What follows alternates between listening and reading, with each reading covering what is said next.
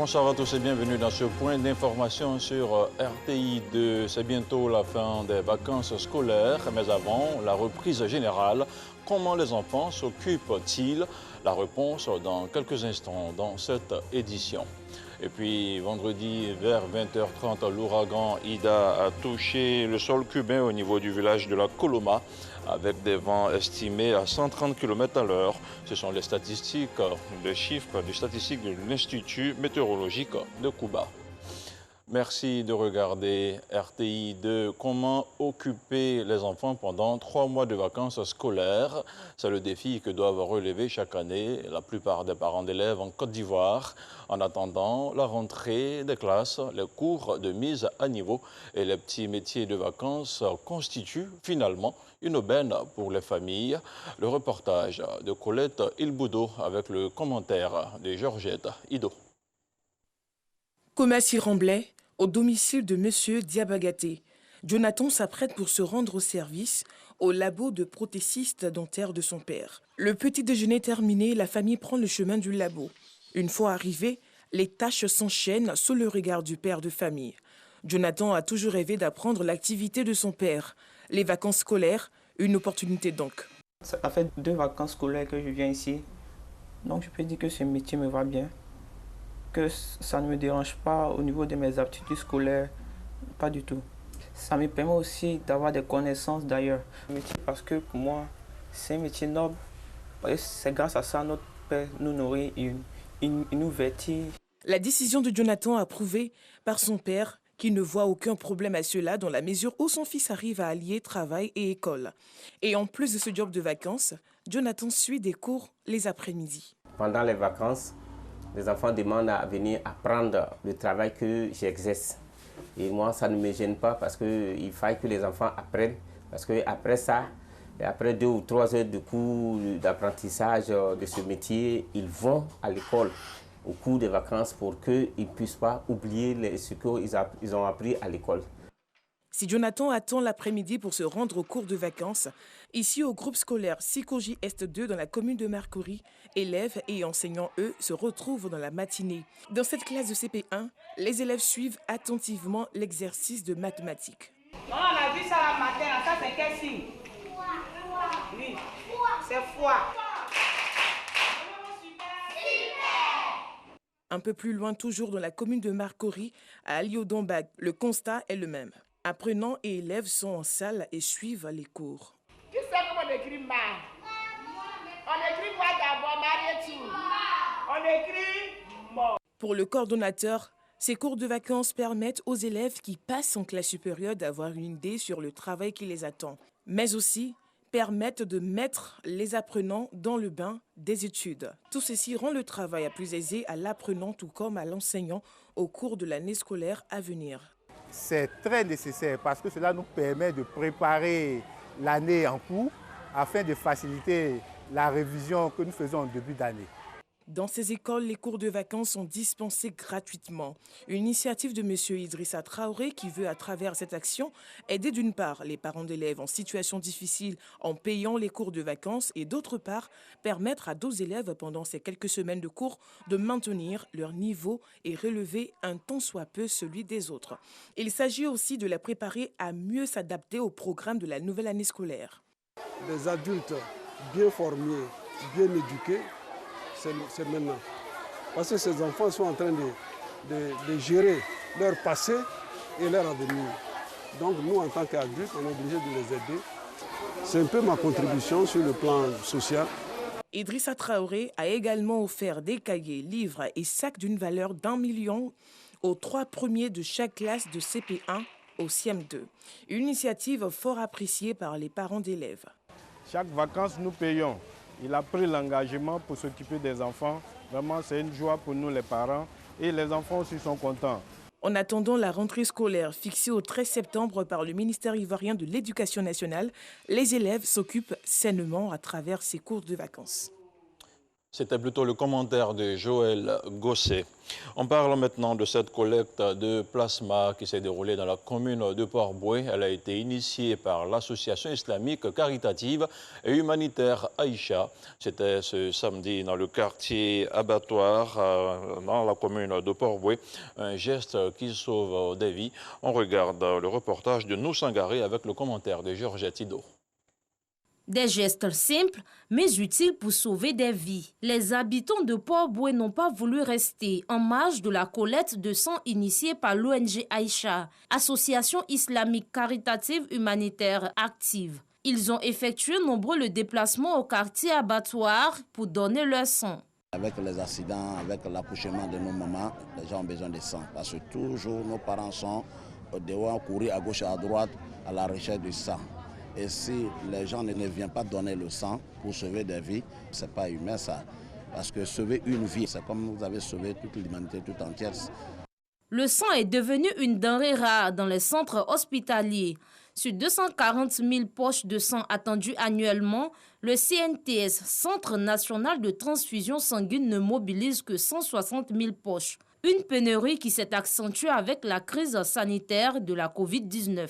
Cette collecte de sang initiée par l'association islamique caritative humanitaire active vise à contribuer à l'atteinte des objectifs du Centre national de transfusion sanguine.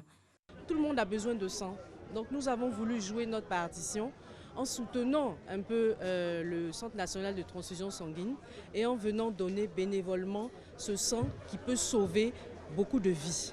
Donc nous avons essayé de mobiliser le maximum aussi d'associations ici à Port-Bouët afin de venir nous soutenir ce jour pour récolter le maximum de sang afin de sauver toutes ces vies.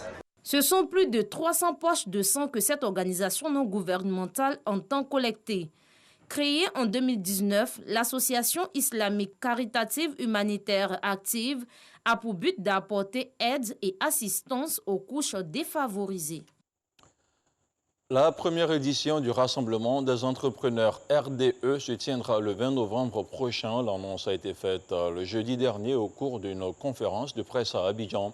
4500 entrepreneurs sont attendus. On en parle avec Colette Ilboudo, avec encore une fois Georgette Tido. Une synergie afin de booster l'action entrepreneuriale en Côte d'Ivoire et partout en Afrique. Le rassemblement des entrepreneurs de tous les secteurs se tiendra le samedi 20 novembre 2021 au Palais de la Culture de Trècheville, à Abidjan. Plus de 4500 entrepreneurs sont attendus à cette rencontre. Plusieurs secteurs sont concernés. Cette première édition, dont le slogan est « Demain, c'est maintenant », vise à résoudre le problème relatif au lobbying dans le secteur.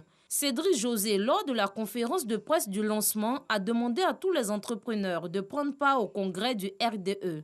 Ce serait très intéressant de voir toute la grande communauté d'entrepreneurs être ensemble, main dans la main, pour ensuite pouvoir atteindre des dimensions assez propices, pouvoir atteindre des grades supérieurs, parce qu'aujourd'hui, tout fonctionne avec les contacts.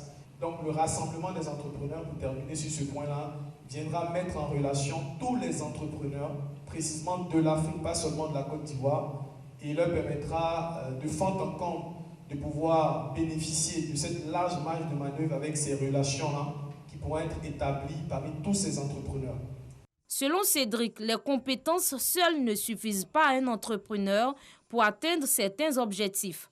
Il a par ailleurs lancé un appel à tous ceux qui sont intéressés par l'entrepreneuriat à se joindre à eux. Le rassemblement des entrepreneurs RDE vise à stopper les échecs dans les initiatives entrepreneuriales. 200 femmes présidentes de coopératives et d'organisations féminines du district autonome de Yamoussoukro viennent de participer à une séance de formation, une séance organisée par le club du district de la ville de Yamoussoukro. Elle vise à donner à la femme tous les rudiments nécessaires afin de monter un projet bancable, rentable et viable. Le compte-rendu de Soro Corona. 200 présidentes de coopératives et d'organisations féminines du district autonome de Yamoussoukro sont à l'école de l'entrepreneuriat et de l'autonomisation. Comment réussir mon business en tant que femme était le thème de la formation. C'est une activité de la Jeune Chambre internationale Yamoussoukro. à travers ce renforcement de capacités. Ce club service veut contribuer à la promotion de l'entrepreneuriat féminin afin de faire de l'autonomisation de la femme une réalité à Yamoussoukro. Cette activité, nous l'avons effectuée pour les femmes de Yamoussoukro, pour leur permettre de se prendre en charge, pour développer ce qu'on appelle la confiance en soi, pour leur permettre d'être autonomes et faire des femmes de Yamoussoukro des élites. Les participantes ont été encouragées à développer des projets bancables et rentables. Ces leaders de femmes ont été également formés sur la confiance en soi. On peut être intelligente, on peut avoir les compétences, on peut également avoir tout ce qu'il faut, mais tant qu'on ne passe pas à l'action, on ne peut pas parler donc là de pouvoir entreprendre. Donc l'entrepreneuriat va nous donner donc la force de pouvoir passer à l'action, de pouvoir entreprendre ce qu'on veut, mais pour pouvoir entreprendre, il faut d'abord qu'on ait confiance. Des femmes devenues des modèles de réussite dans la société ont partagé leur expérience avec les participantes. Être autonome, c'est apprendre à faire des petites choses, mais sans forcément compter sur quelqu'un. Et lorsqu'on vous donne quelque chose, il faut savoir multiplier cette chose-là. Et tout ça a été donné comme formation à nos moments. La formation sur l'entrepreneuriat féminin et l'autonomisation n'est pas la seule activité de la Jeune Chambre internationale Yamoussoukro à l'endroit des femmes. Des programmes sur l'allaitement et la nutrition sont prévus les mois à venir. Un concert pour inviter les populations de la commune de Yopougon au Vivre Ensemble. C'est l'œuvre de l'artiste et chorégraphe Aziz 47. Dans un élan de cohésion sociale, il a bénéficié du soutien des autorités de la commune. Le reportage d'Alassane Pargan Drabo. À l'allocodrome de Niangon, dans la commune de Yopougon, ambiance particulière sur cette scène. 2h15, le mercure monte avec l'entrée en scène de l'artiste tradi moderne Aziz 47. Nous sommes au concert de réconciliation initié par l'artiste chorégraphe.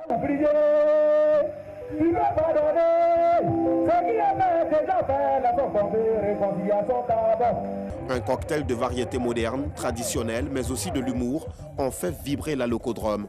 Selon les initiateurs, ce spectacle musical vise à promouvoir la réconciliation. Ce n'est pas facile de réunir autant de personnes et les messages forts qu'il a délivrés sont des messages importants pour soigner, pour guérir, pour donner de l'espérance. Le concert de réconciliation tenu à Yopougon a vu la participation de plusieurs personnalités politiques, administratives et les gardiens des traditions. Ils ont marqué leur adhésion à cette initiative de l'artiste à travers plusieurs dons de diverses natures. Dans l'actualité hors de chez nous, à Cuba, un ouragan Ida, dénommé Ida, a touché vendredi soir la côte sud-ouest de l'État insulaire. Ida était accompagné de fortes pluies et de vent avant de remonter ensuite vers la Louisiane, où il pourrait passer de la catégorie 1 à la catégorie 4 et devenir extrêmement dangereux. Le récit de Georgette Ido. L'ouragan Ida touche terre sur la côte sud-ouest de Cuba. Des vents de 130 km/h ont été enregistrés. Dans la capitale, la Havane, des milliers de personnes ont été évacuées. Ida se dirige vers la Louisiane où il est attendu dimanche. L'ouragan pourrait alors passer de la catégorie 1 à la catégorie 4. Toujours dans l'actualité hors de chez nous, l'Inde tente de faire face à une flambée de l'épidémie de Covid-19 après avoir levé des restrictions. 10 millions de personnes ont été vaccinées en un seul jour. Un chiffre record ont annoncé ce samedi les autorités de ce géant asiatique qui tente de faire face à une nouvelle vague annoncée de l'épidémie.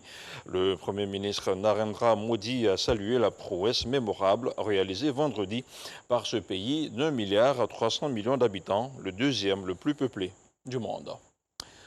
Et on termine avec la réunion où hier, vendredi, plusieurs élèves de Lille ont pu recevoir une première dose de vaccin contre la Covid-19. Pour y parvenir, un centre de vaccination éphémère a été installé dans leur établissement depuis la rentrée. En 2 jours, 200 élèves volontaires doivent y recevoir leur première dose de vaccination. Georgette Ido.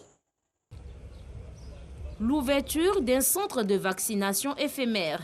C'est le premier du genre dans un lycée. 200 élèves ont reçu leur première dose dans la journée. J'étais réticente avant, mais maintenant je suis plus réticente parce qu'ils ont proposé de le faire au lycée. Je me suis plus informée, donc je suis plus du tout réticente. C'est mieux, et puis moi je suis entourée de personnes de mon âge, je peux discuter avec eux, comment ils se sentent, pourquoi ils veulent faire la vaccination, donc en fait ça me rassure aussi. Les vaccins sont administrés sur la base du volontariat avec l'accord d'au moins un parent. Nous avons un taux de protection de vaccination de nos jeunes de 12 à 17 ans qui est de 30% à La Réunion aujourd'hui.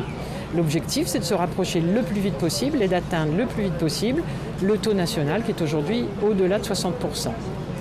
2 centres similaires ouvriront dans les lycées de La Réunion prochainement. La logistique, elle est la même que pour tous les centres éphémères, c'est-à-dire qu'on a une plateforme ARS renfort Covid sur laquelle on puise les ressources paramédicales et médicales.